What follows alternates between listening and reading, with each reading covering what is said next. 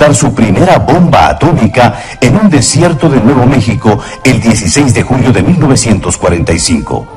Luego de estallar esta bomba, dejó un cráter de 18 metros de profundidad y de 1525 metros de ancho. La siguiente bomba lanzada fue una de uranio, U-235, y fue lanzada sobre la ciudad de Hiroshima. Al instante murieron 70.000 personas y arrasó con la mayoría de edificios. En la actualidad, los científicos han desarrollado la bomba de neutrón, lo último en armas nucleares. Aquí cabe la pregunta: ¿será que el final del mundo será producto de una guerra atómica? ¿Cómo mantener su cordura cuando el mundo se viene abajo? Este es el tema que hoy nos trae el pastor Adrián Rogers en la voz del pastor Lenín de Llanón. Cordiales saludos, apreciados amigos. Les invito a abrir sus Biblias en 2 de Pedro, capítulo 3, comenzando desde el versículo 10. Dice: pero el día del Señor vendrá como ladrón en la noche, en el cual los cielos pasarán con gran estruendo, y los elementos ardiendo serán deshechos, y la tierra y las obras que en ella hay serán quemadas. Puesto que todas estas cosas han de ser deshechas, ¿cómo no debéis vosotros andar en santa y piadosa manera de vivir, esperando y apresurándoos para la venida del día de Dios, en el cual los cielos encendiéndose serán deshechos, y los elementos, siendo quemados, se fundirán? Pero nosotros esperamos, según sus promesas, cielos nuevos y tierra nueva, en los cuales mora la justicia. Por lo cual, oh amados, estando en espera de estas cosas, procurad con diligencia ser hallados por él sin mancha e irreprensibles, en paz. Y tened entendido que la paciencia de nuestro Señor es para salvación. Como también nuestro amado hermano Pablo, según la sabiduría que le ha sido dada, os ha escrito, casi en todas sus epístolas, hablando en ellas de estas cosas, entre las cuales hay algunas difíciles de entender, las cuales los indoctos e inconstantes tuercen, como también las otras escrituras, para su propia perdición. Así que vosotros, oh amados, sabiéndolo de antemano, guardaos, no sea que, arrastrados por el error de los inicuos, caigáis de vuestra firmeza. Antes bien, creced en la gracia y el conocimiento de nuestro Señor y Salvador Jesucristo. A Él sea gloria, ahora y hasta el día de la eternidad. Amén. Hasta aquí la palabra de Dios. La era atómica nació el 2 de diciembre de 1942 a las 3:36 de la tarde bajo un estadio abandonado, el Stack Field de Chicago. Unos científicos trabajaban en ese edificio y ellos produjeron la primera reacción atómica en cadena. Desde esa ocasión era teóricamente posible construir una bomba atómica. Luego, Estados Unidos hizo explotar la primera bomba atómica el 16 de julio de 1945 a las 5:20 de la mañana en el árido desierto aproximadamente 50 millas de Alamogordo en Nuevo México. Esa bomba estaba montada en una enorme torre de acero con barras de 10 pulgadas que pesaban 90 libras por pie. Cuando la bomba explotó, la torre se evaporizó. Sus escombros fueron lanzados 7 millas en el aire. La bomba dejó un cráter de 18 metros de profundidad y 1.525 metros de anchura. 5,5 kilómetros a su alrededor. La tierra hirvió y quedó fundida como vidrio. La primera bomba atómica fue lanzada en la ciudad de Hiroshima, que tenía aproximadamente 350.000 habitantes, a las 8:15 de la mañana, el 6 de agosto de 1945. Esa bomba era de 14 pies de largo y aproximadamente 5 pies de diámetro. Pesaba 10.000 libras. Era una bomba de uranio U-235. Fue detonada a 5.000 metros sobre Hiroshima. Cuando esa bomba fue detonada, mató instantáneamente a 70.000 personas. La mayoría de los edificios en esa ciudad fueron nivelados o tan severamente dañados que no se pudieron volver a usar. Luego, el 1 de noviembre de 1952, Estados Unidos explotó la primera bomba de hidrógeno en una isla pequeña en el Océano Pacífico. La llaman un atolón. casi hizo desaparecer la islita de 1 milla de largo y dejó un cráter en el suelo del océano de una profundidad de 53 metros. Nos dicen que una explosión de la bomba de hidrógeno tiene más poder detonador que todas las bombas que fueron lanzadas en Alemania y Japón en la Segunda Guerra Mundial. Hoy nuestros científicos han desarrollado la bomba de neutrón. Es lo más avanzado en armas nucleares porque deja muy poco residuo de radiación. La idea es que una vez que la bomba sea lanzada y las tropas enemigas sean destruidas, el territorio puede ocuparse rápidamente. Y usted me preguntará, Adrián, ¿vamos a presenciar algo eso? ¿Las naciones y la sociedad que conocemos van a ser aniquiladas por una guerra atómica o neutrónica?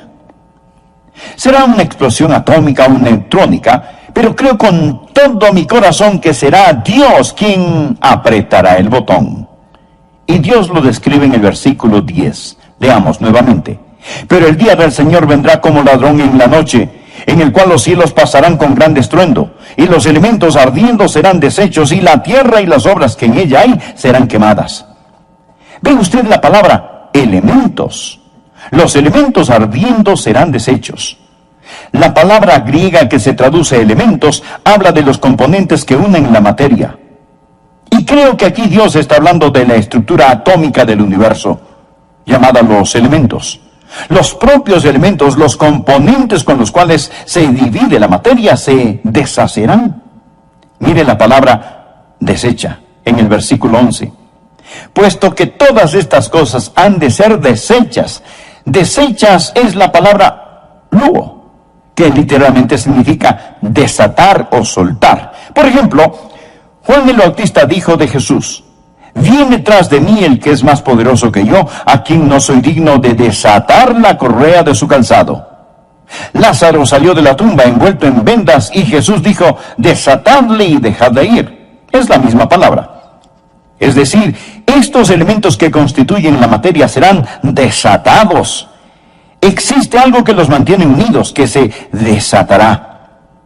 Luego en el versículo 10 dice que los elementos ardiendo serán deshechos. La palabra ardiendo es un término médico que significa calor interno, fiebre, calentura. Verá, la Biblia dice que los cielos y la tierra están guardados o almacenados con fuego.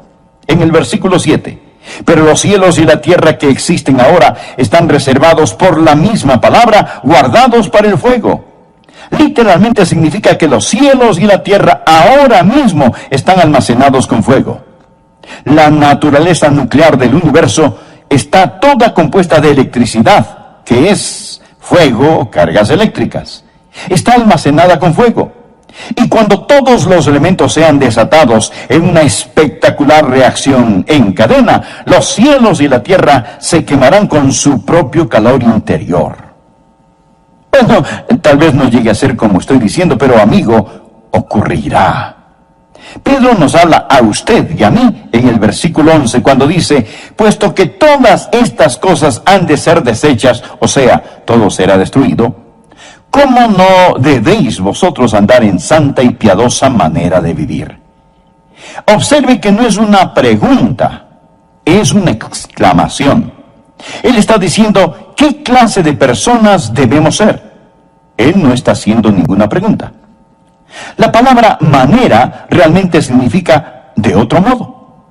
Tiene la idea de ser un extranjero, un forastero. Habla de una conducta que no es normal. Lo que él está diciendo es que cuando nosotros, conociendo lo que sabemos, no podemos ser como todos los demás. Nuestra conducta no es de este mundo. Debemos ser diferentes porque Pedro nos ha dicho que somos extranjeros y peregrinos. Un extranjero no está en su casa y un peregrino está en camino a su casa. Nosotros no somos ciudadanos de la tierra tratando de llegar al cielo, sino que somos ciudadanos del cielo de paso por la tierra. Por ello debemos ser diferentes. Nuevamente la palabra: ¿cómo no debéis vosotros andar en santa y piadosa manera de vivir? Como si fuésemos de otro mundo, nuestra manera de vivir debe ser diferente. Nuestro andar, vestir, caminar, hablar debe ser diferente.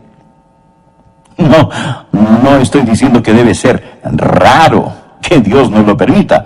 Ya tenemos demasiados creyentes raros. No dije raros, sino diferentes, gente peculiar. Si usted es raro, repele a la gente. Pero si es diferente, atraerá a las personas, porque quieren saber lo que le hace diferente, quieren saber qué le ayuda a sobrellevar las cargas de este mundo.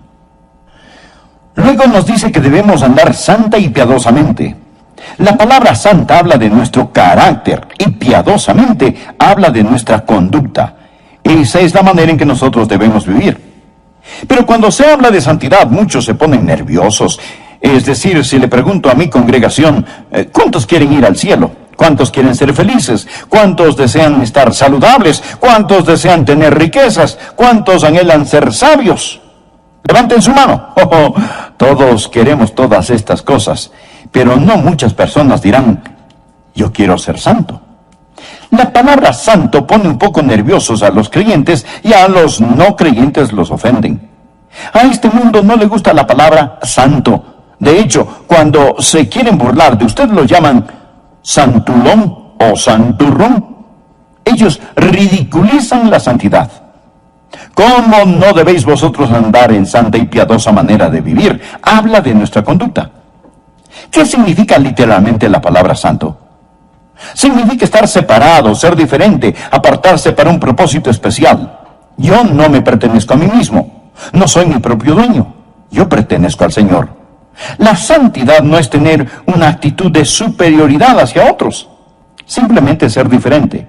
La santidad no es tampoco estar enclaustrado en un monasterio o convento. No significa retirarse. El ser santo significa ser diferente a las personas de este mundo. De hecho, significa ser como Dios. Pedro nos dice lo que significa en 1 de Pedro capítulo 1, versículo 15. No es difícil de entender si usted lee la palabra de Dios. Dice, como aquel que os llamó es santo, sed también vosotros santos en toda vuestra manera de vivir. Dios es santo. Y el ser santo, por consiguiente, es simplemente ser como Dios. A su vez, leamos 2 de Pedro capítulo 3, versículo 11. Puesto que todas estas cosas han de ser deshechas, ¿cómo no debéis vosotros andar en santa y piadosa manera de vivir? Ahora, ¿qué es la piedad? Es simplemente estar consagrado y agradar a Dios. Si usted agrada a Dios, no importa a quién desagrade. Pero si desagrada a Dios, no importa a quién usted agrade. Nosotros debemos ser piadosos, es decir, agradar a Dios con nuestra manera de vivir. Hasta ahora solo he mencionado la introducción del mensaje. ¿Cómo mantener una cordura cuando el mundo se viene abajo? Pedro nos da 5 puntos que quiero que estudiemos. Pedro nos está preguntando qué clase de personas debemos ser al saber lo que va a suceder. Que un día todo esto con lo que el hombre sueña, hace planes y ha vendido su alma por alcanzar, va a terminar en plasma fundida. Puesto que todas estas cosas han de ser deshechas, ¿cómo no debéis vosotros andar en santa y piadosa manera de vivir? Su carácter y su conducta. Luego describe esa conducta y sus 5 componentes. ¿Qué tipo de persona debe ser usted? Primero, usted necesita ser una persona que espere su venida. Mire el versículo 12. Esperando y apresurándoos para la venida del día de Dios. Versículo 13. Pero nosotros esperamos, según sus promesas, cielos nuevos y tierra nueva. Versículo 14. Por lo cual, oh amados, estando en espera de estas cosas, procurad con diligencia ser hallados por Él, sin mancha e irreprensibles. ¿Lo ve? La palabra esperar es anticipación y expectativa. Todo creyente debe estar esperando la venida de Jesucristo hoy. Hoy. Su venida es inminente. En Mateo 24, versículo 36, Jesús dijo, pero el día y la hora nadie sabe, ni aun los ángeles de los cielos, sino solo mi Padre. Si alguien intenta ponerle fecha a la segunda venida de Jesucristo, simplemente hágale conocer este versículo. Ahora el versículo 38. Porque como en los días antes del diluvio estaban comiendo y bebiendo, casándose y dándose en casamiento, hasta el día en que Noé entró en el arca, y no entendieron hasta que vino el diluvio y se los llevó a todos, así será también la venida del Hijo del Hombre. Las personas estaban llevando sus vidas como de costumbre. Y de repente vino el diluvio y entonces fue demasiado tarde. Pedro nos dice que sucederá igual cuando Jesucristo regrese. Versículo 42. Velad pues, porque no sabéis a qué hora ha de venir vuestro Señor. Usted no sabe el día, usted no sabe la hora. Mi estimado amigo, esta puede ser la hora. Él está diciendo que velemos. Versículo 44. Por tanto también vosotros estad preparados, porque el Hijo del Hombre vendrá a la hora que no pensáis. Y usted dirá, pastor, usted dijo que lo esperáramos hoy. Yo no creo que Jesús venga hoy. Bien, esa es la mejor señal de que sí puede regresar hoy. El Hijo del Hombre vendrá a la hora que no pensáis. Pedro nos dice que esperemos en cualquier momento la venida del Señor, y es por esa esperanza que nos mantenemos puros. Jesucristo nos dice en Lucas capítulo 12, verso 35, estén ceñidos vuestros lomos y vuestras lámparas encendidas. Esto significa estar listos para viajar. Y vosotros sed semejantes a hombres que aguardan a que su Señor regrese de las bodas, para que cuando llegue y llame, le abran enseguida. Debemos ser como siervos que esperan que su amo regrese de una fiesta. Ahora, mire este precioso versículo que tengo subrayado en mi Biblia, el verso 37. Bienaventurados aquellos siervos a los cuales su Señor, cuando venga, halle velando. Versículo 39. Pero sabed esto, que si supiese el padre de familia a qué hora el ladrón había de venir, velaría ciertamente, y no dejaría minar su casa. Vosotros pues también estad preparados, porque a la hora que no penséis, el Hijo del Hombre vendrá. Entonces Pedro le dijo, Señor, ¿dices estas parábolas a nosotros o también a todos? ¿Lo ve? Pedro estaba presente cuando el Señor dijo que tenemos que velar o estar preparados, esperando. Versículo 42. Y dijo el Señor, ¿quién es el mayordomo fiel y prudente al cual su Señor pondrá sobre su casa para que a tiempo les dé su ración? Bienaventurado aquel siervo al cual, cuando su Señor venga, le halle haciendo así. En verdad os digo que le pondrá sobre todos sus bienes.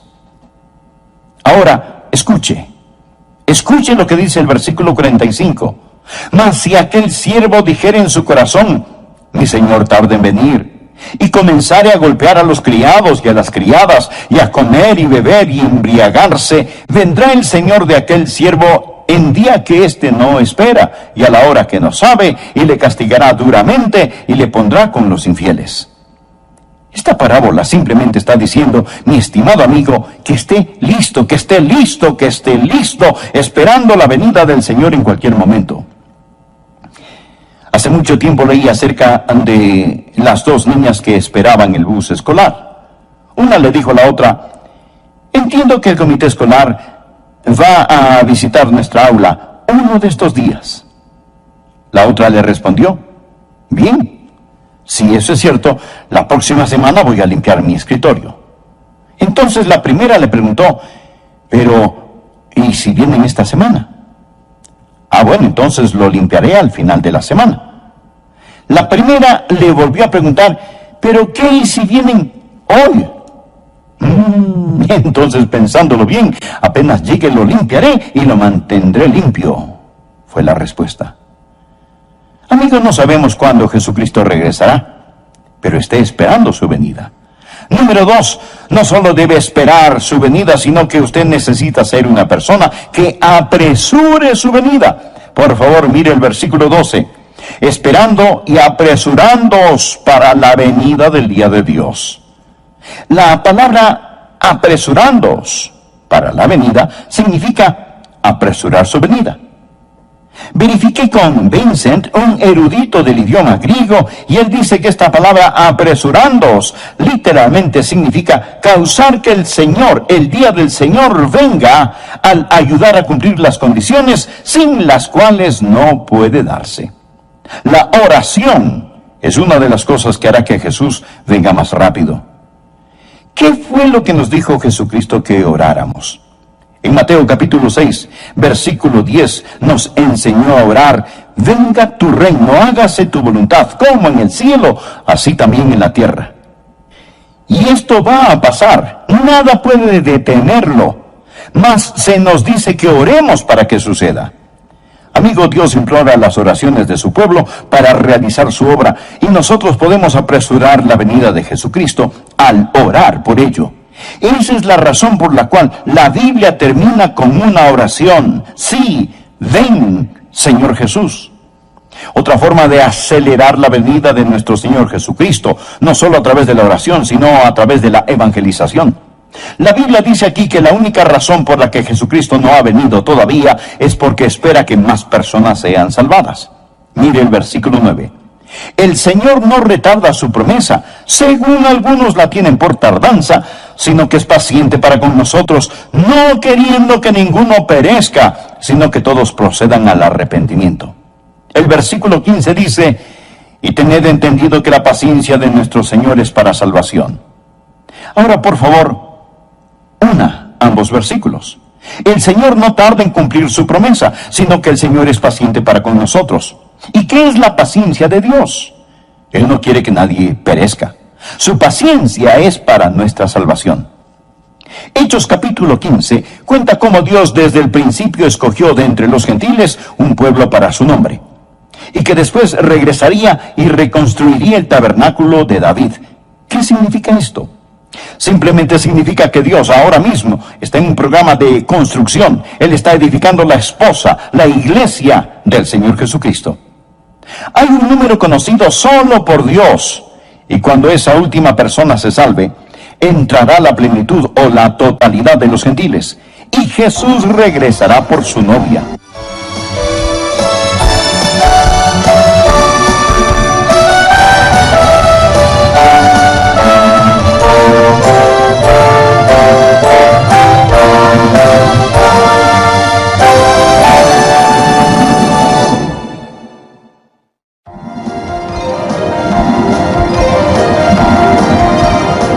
Nosotros no somos ciudadanos de la tierra tratando de llegar al cielo, sino que somos ciudadanos del cielo de paso por la tierra. Por ello debemos ser diferentes. Nuevamente la palabra: ¿cómo no debéis vosotros andar en santa y piadosa manera de vivir? Como si fuésemos de otro mundo, nuestra manera de vivir debe ser diferente. Nuestro andar, vestir, caminar, hablar debe ser diferente.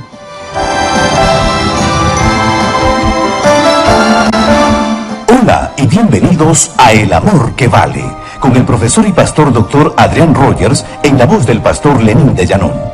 1942 fue el año en el que un grupo de científicos produjeron la primera reacción en cadena e hicieron posible la construcción de la bomba atómica. En julio de 1945, la primera bomba atómica estalló y el 6 de agosto de ese mismo año, la bomba de uranio mató al instante 70.000 personas. En noviembre de 1952, explotó la primera bomba de hidrógeno en una pequeña isla del Pacífico. Provocó un cráter en el suelo del océano de 53 metros de largo. La bomba de hidrógeno tiene más poder detonador que todas las bombas que fueron lanzadas en la Segunda Guerra Mundial juntas. La industria de las armas nucleares continúa. El punto es que si el fin del mundo se produce por una explosión atómica, seguro que esos botones estarán bajo el control del Señor. Hoy continuamos con la segunda parte del tema: ¿cómo mantener su cordura cuando el mundo se viene abajo? Enseguida, el doctor Adrián Rogers, en la voz del pastor Lenín de Llanón.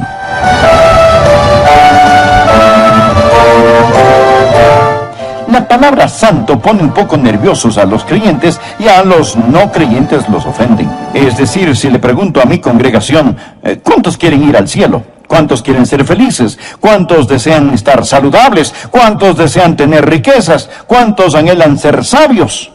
Levanten su mano. Todos queremos todas estas cosas, pero no muchas personas dirán: yo quiero ser santo. La palabra santo pone un poco nerviosos a los creyentes y a los no creyentes los ofenden. A este mundo no le gusta la palabra santo. De hecho, cuando se quieren burlar de usted lo llaman santulón o santurrón. Ellos ridiculizan la santidad. ¿Cómo no debéis vosotros andar en santa y piadosa manera de vivir? Habla de nuestra conducta. ¿Qué significa literalmente la palabra santo? Significa estar separado, ser diferente, apartarse para un propósito especial. Yo no me pertenezco a mí mismo. No soy mi propio dueño. Yo pertenezco al Señor. La santidad no es tener una actitud de superioridad hacia otros. Simplemente ser diferente. La santidad no es tampoco estar enclaustrado en un monasterio o convento. No significa retirarse. El ser santo significa ser diferente a las personas de este mundo. De hecho, significa ser como Dios. Pedro nos dice lo que significa en 1 de Pedro capítulo 1, versículo 15. No es difícil de entender si usted lee la palabra de Dios. Dice: como aquel que os llamó es santo, sed también vosotros santos en toda vuestra manera de vivir. Dios es santo. Y el ser santo, por consiguiente, es simplemente ser como Dios. Que espere su venida. Mire el versículo 12. Esperando y apresurándoos para la venida del día de Dios. Versículo 13. Pero nosotros esperamos, según sus promesas, cielos nuevos y tierra nueva. Versículo 14, por lo cual, oh amados, estando en espera de estas cosas, procurad con diligencia ser hallados por Él, sin mancha e irreprensibles. ¿Lo ve? La palabra esperar es anticipación y expectativa. Todo creyente debe estar esperando la venida de Jesucristo hoy. Hoy. Su venida es inminente. En Mateo 24, versículo 36, Jesús dijo: pero el día y la hora nadie sabe, ni aun los ángeles de los cielos, sino solo mi Padre. Si alguien intenta ponerle fecha a la segunda venida de Jesucristo, simplemente hágale conocer este versículo. Ahora el versículo 38. Porque como en los días antes del diluvio estaban comiendo y bebiendo, casándose y dándose en casamiento, hasta el día en que Noé entró en el arca, y no entendieron hasta que vino el diluvio y se los llevó a todos, así será también la venida del Hijo del Hombre. Las personas estaban llevando sus vidas como de costumbre, y de repente vino el diluvio y entonces fue demasiado tarde. Pedro nos dice que sucederá igual cuando Jesucristo regrese. Versículo 42. Velad pues, porque no sabéis a qué hora ha de venir vuestro Señor. Usted no sabe el día, usted no sabe la hora. Mi estimado amigo, esta puede ser la hora. Él está diciendo que velemos. Versículo 44. Por tanto también vosotros estad preparados, porque el Hijo del Hombre vendrá a la hora que no pensáis. Y usted dirá: pastor, usted dijo que lo esperáramos hoy. Yo no creo que Jesús venga hoy. Bien, esa es la mejor señal de que sí puede regresar hoy. El Hijo del Hombre vendrá a la hora que no pensáis. Pedro nos dice que esperemos en cualquier momento la venida del Señor, y es por esa esperanza que nos mantenemos puros. Jesucristo nos dice en Lucas capítulo 12, verso 35, estén ceñidos vuestros lomos y vuestras lámparas encendidas. Esto significa estar listos para viajar. Y vosotros sed semejantes a hombres que aguardan a que su Señor regrese de las bodas, para que cuando llegue y llame, le abran enseguida. Debemos ser como siervos que esperan que su amo regrese de una fiesta. Ahora, mire este precioso versículo que tengo subrayado en mi Biblia, el verso 37. Bienaventurados aquellos siervos a los cuales su Señor, cuando venga, halle velando. Versículo 39. Pero sabed esto, que si supiese el padre de familia a qué hora el ladrón había de venir, velaría ciertamente, y no dejaría minar su casa. Vosotros pues también estad preparados, porque a la hora que no penséis, el Hijo del Hombre vendrá. Entonces Pedro le dijo: Señor, ¿dices estas parábolas a nosotros o también a todos? ¿Lo ve? Pedro estaba presente cuando el Señor dijo que tenemos que velar o estar preparados, esperando. Versículo 42.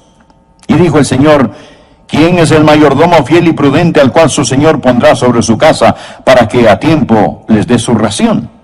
Bienaventurado aquel siervo al cual, cuando su Señor venga, le halle haciendo así. En verdad os digo que le pondrá sobre todos sus bienes. Ahora, Escuche lo que dice el versículo 45.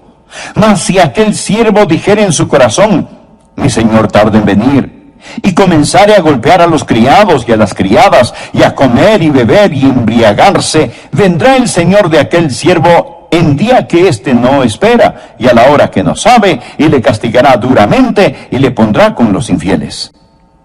Esta parábola simplemente está diciendo, mi estimado amigo, que esté listo, esperando la venida del Señor en cualquier momento. Hace mucho tiempo leí acerca de las dos niñas que esperaban el bus escolar. Una le dijo a la otra, entiendo que el comité escolar va a visitar nuestra aula uno de estos días. La otra le respondió, bien. Si eso es cierto, la próxima semana voy a limpiar mi escritorio. Entonces la primera le preguntó, pero, ¿y si vienen esta semana? Bueno, entonces lo limpiaré al final de la semana. La primera le volvió a preguntar, ¿pero qué y si vienen hoy? Entonces, pensándolo bien, apenas llegue lo limpiaré y lo mantendré limpio, fue la respuesta. Amigos, no sabemos cuándo Jesucristo regresará, pero esté esperando su venida. Número 2, no solo debe esperar su venida, sino que usted necesita ser una persona que apresure su venida. Por favor, mire el versículo 12. Esperando y apresurándoos para la venida del día de Dios. La palabra apresurándoos para la venida significa apresurar su venida. Verifiqué con Vincent, un erudito del idioma griego, y él dice que esta palabra apresurándoos literalmente significa causar que el Señor, el día del Señor, venga al ayudar a cumplir las condiciones sin las cuales no puede darse. La oración es una de las cosas que hará que Jesús venga más rápido. ¿Qué fue lo que nos dijo Jesucristo que oráramos?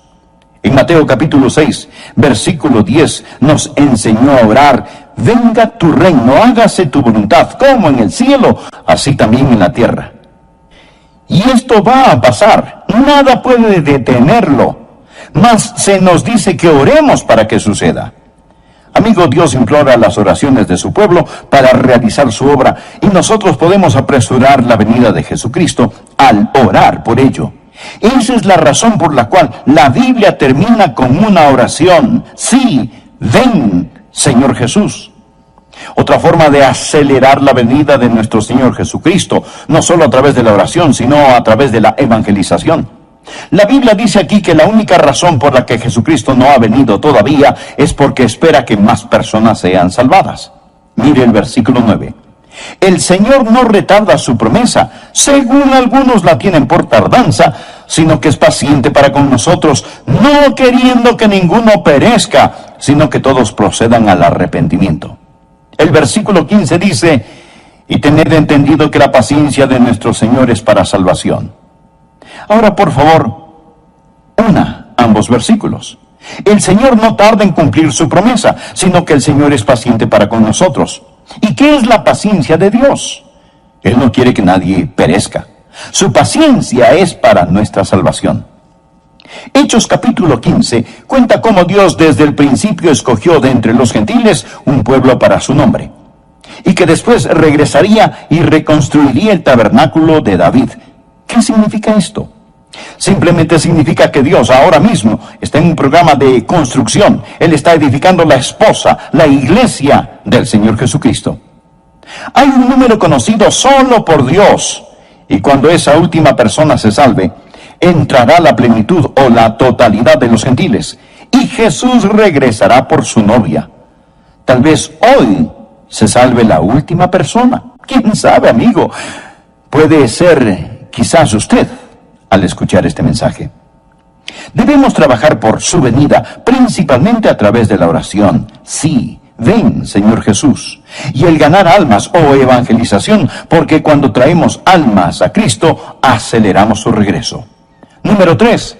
No solo debemos esperar y apresurar su venida, sino que usted necesita ser una persona viva por su venida. Veamos el versículo 14. No dice sin pecado, no dice puro, ninguno es sin pecado.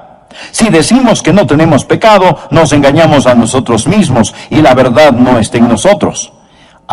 Pero sí podemos ser irreprensibles. ¿Y qué significa vivir sin culpa? Es vivir con un corazón que anhela a Dios, amándole, sirviéndole, confesando nuestros pecados, donde no existe ningún pecado que no hayamos confesado, ni del cual no nos hayamos arrepentido. Luego Pedro habla que debemos vivir en paz, que Él nos halle en paz. Esto significa en paz con Dios y con nuestros hermanos y hermanas en Cristo, pero también quiere decir serenidad. Un sermón como este pone nerviosos a muchas personas, pero no es para estar turbados. Lo que estamos predicando hoy es para darles consuelo, para darles paz. ¿Sabe por qué tenemos paz? Porque somos los únicos que realmente sabemos lo que va a pasar. Existen 3 categorías de personas en el mundo: los que tienen miedo, los que no saben lo suficiente como para tener miedo, y los que conocen su Biblia. Estimado amigo, tenga la paz de Dios y la pureza de Dios. Viva para su venida. Uno de estos días, pronto y muy pronto, Él va a aparecer. ¿Cómo puede mantenerse puro? ¿Cómo puede estar sin culpa? ¿Cómo puede vivir en paz? La única manera que yo conozco es fijando su mirada en Jesús. Leí acerca de un atleta, el señor Blondin. Él era un equilibrista que ataba un alambre a lo largo de las cataratas del Niágara. Y sobre las rugientes cataratas, este hombre caminaba sin una red de seguridad sobre ese alambre de un extremo a otro. En una entrevista le preguntaron que cuál era su técnica. Él respondió: yo pongo una gran estrella plateada sobre la otra plataforma a la cual camino y nunca quito mi mirada de esta. Necesitamos poner nuestra mirada en el Señor Jesucristo y no quitarla, porque la Biblia dice: y todo aquel que tiene esta esperanza en Él se purifica a sí mismo, así como Él es puro. Y esa es la forma en que debemos estar viviendo en estos últimos días, viviendo por su regreso. Cuarto, no solo debemos vivir por su venida, sino que usted necesita ser una persona que estudia acerca de su venida. Versículo 16. Casi en todas sus epístolas, hablando en ellas de estas cosas, Pablo escribió sobre esto una y otra vez, entre las cuales hay algunas difíciles de entender, las cuales los indoctos e inconstantes tuercen, como también las otras escrituras, para su propia perdición. No piense que usted puede tomar una Biblia, hojear sus páginas y entenderla. Oh, no, de ninguna manera. Pedro dice que Pablo escribió sobre la segunda venida de Jesús, pero Simón Pedro, un apóstol lleno del Espíritu Santo, dijo que hay algunas cosas difíciles de entender. ¿Ha tenido usted alguna vez dificultad en entender las Escrituras?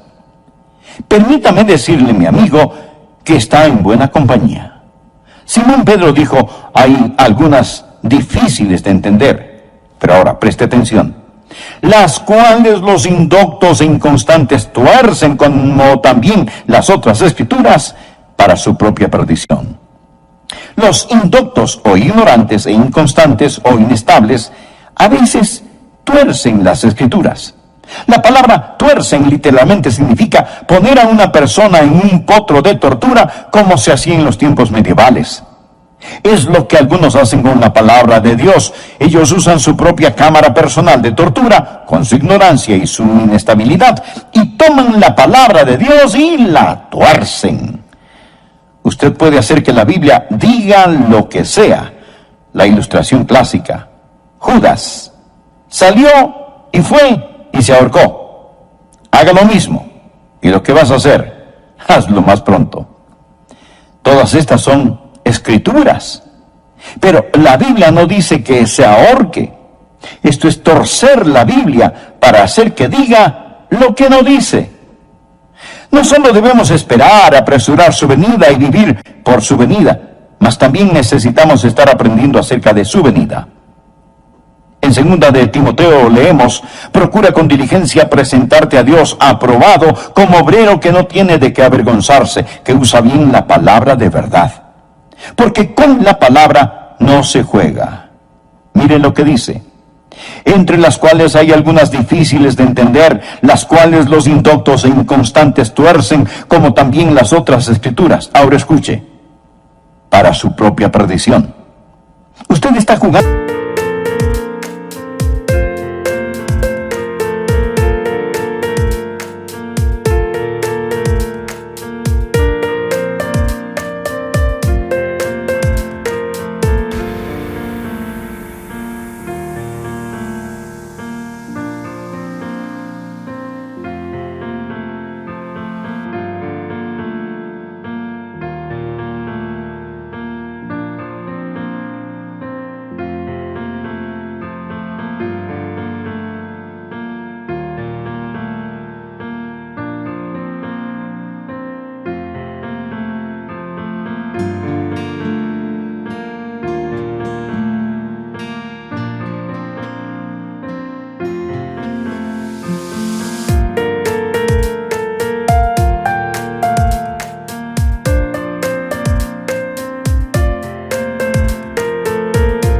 Con dinamita.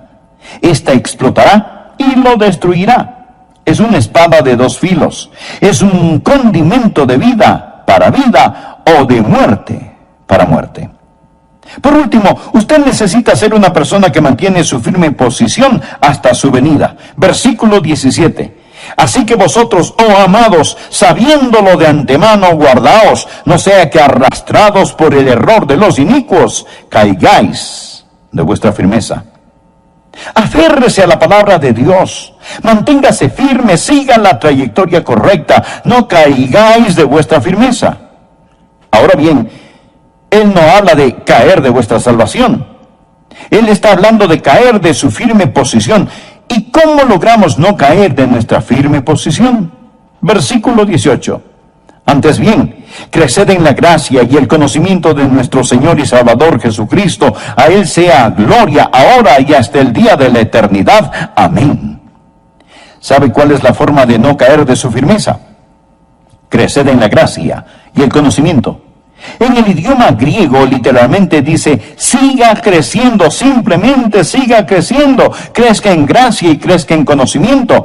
La gracia sin el conocimiento lo hará demasiado suave y el conocimiento sin gracia lo hará demasiado duro. Creced en la gracia y el conocimiento de nuestro Señor y Salvador Jesucristo. Amigos, lo que le pasa a mucha gente es que pasan adelante, se salvan y luego se duermen. Y con razón se caen. Ellos no siguen creciendo. Siga creciendo en la gracia y el conocimiento de nuestro Señor y Salvador Jesucristo. Amo la conclusión de este versículo. A Él sea gloria ahora y hasta el día de la eternidad. Amén. ¿Está usted listo para la venida de Jesucristo? ¿Lo está? Alístese, prepárese. Puesto que todas estas cosas han de ser deshechas, ¿cómo no debéis vosotros andar en santa y piadosa manera de vivir, esperando y apresurándoos para la venida del día de Dios? Si usted solo vive para este mundo, si sigue a Satanás, está siguiendo un perdedor. Los reinos de este mundo se convertirán en los reinos de nuestro Dios y su Cristo. A Él sea la gloria ahora y hasta el día de la eternidad. Amén. Amigo, no siga a un perdedor, arrepiéntase y entréguese a Jesús.